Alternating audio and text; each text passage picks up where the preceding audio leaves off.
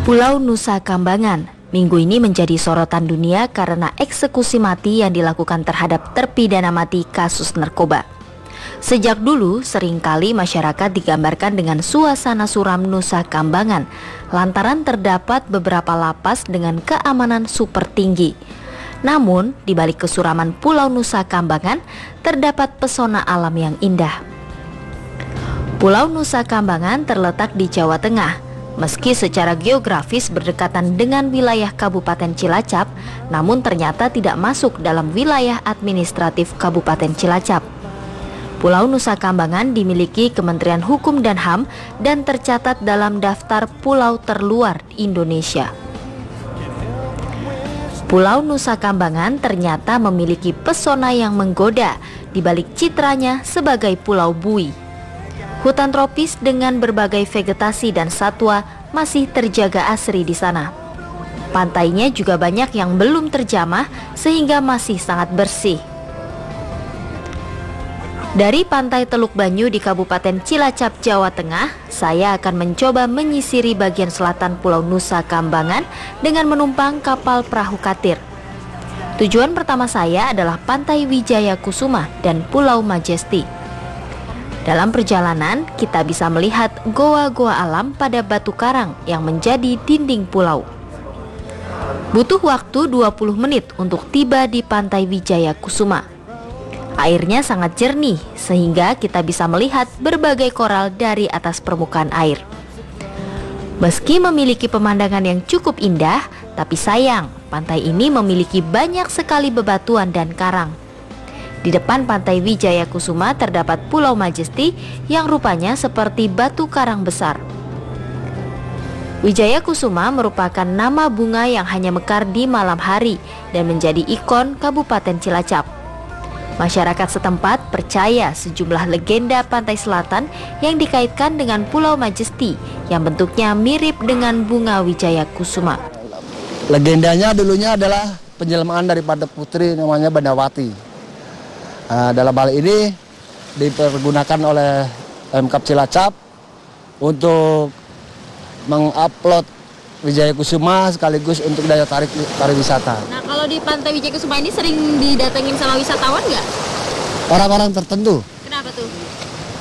Yang mempunyai keinginan religi, terus juga banyak artis yang datang ke sini. Tentu mempunyai keinginan yang religi juga. Menurut informasi yang saya dapat, saya membaca di koran juga bahwa Nusa Kambangan untuk destinasi pariwisata nasional yaitu Nusa Kambangan Pangandaran. Pantai Wijaya Kusuma memang belum banyak dikenal masyarakat, tapi sudah sering digunakan untuk upacara sedekah laut.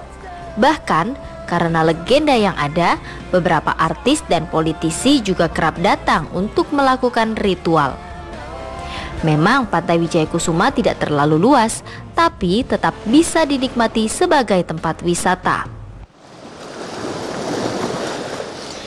Sejarahnya dulu Pulau Nusa Kambangan ini dikuasai oleh tentara Belanda. Masih ada peninggalan yang bisa dilihat, salah satunya adalah Benteng Mati yang ada di ujung sana. Nah, di sana itu ada sebuah terowongan yang dibangun oleh tentara Belanda yang digunakan sebagai gudang penyimpanan senjata atau bunker senjata. Nah, konon katanya hingga saat ini di dalam bunker tersebut masih ada mortir sisa peninggalan tentara Belanda yang tersimpan di sana. Tepat di depan Pantai Wijaya Kusuma adalah laut lepas, yakni Samudra Hindia, sehingga gelombang pasangnya cukup tinggi. Untuk itu perahu kami harus sangat berhati-hati. Destinasi kedua adalah Benteng Klingker. Lokasinya tidak jauh dari Pantai Wijaya Kusuma. Namun, warga juga menyebutnya sebagai Benteng Pendem. Disebut Benteng Pendem karena lokasi benteng sisa peninggalan masa kolonial Belanda ini berada tersembunyi di balik bukit. Dibangun tahun 1876 oleh tahanan tentara Belanda. Namun pada saat Jepang masuk dan membombardir Nusa Kambangan, benteng ini hancur lebur. Memang saat memasuki kawasan benteng suasananya cukup seram karena kondisinya sekarang pun tidak terawat. Tembok benteng dicoret-coret dan juga sudah banyak ditumbuhi tanaman besar. Di dekat jalan masuk benteng bahkan ada bangunan warung yang juga tidak terawat. Benteng Klingker terdiri dari 5 tingkat, 2 tingkat di bawah tanah dan 2 tingkat ke atas. Dari atas benteng kita bisa melihat pemandangan Samudra Hindia yang luas. Di tempat bekas dapur umum tentara Belanda ini masih terdapat 2 sumur. Salah satu air sumurnya bisa langsung dikonsumsi. Dan menurut masyarakat sekitar, ini adalah salah satu sumur bekas peninggalan dari benteng Mendem yang dulu milik Belanda, dan ini sumurnya airnya masih ada dan masih bisa dikonsumsi, dan ternyata emang enak sih, rasanya seger.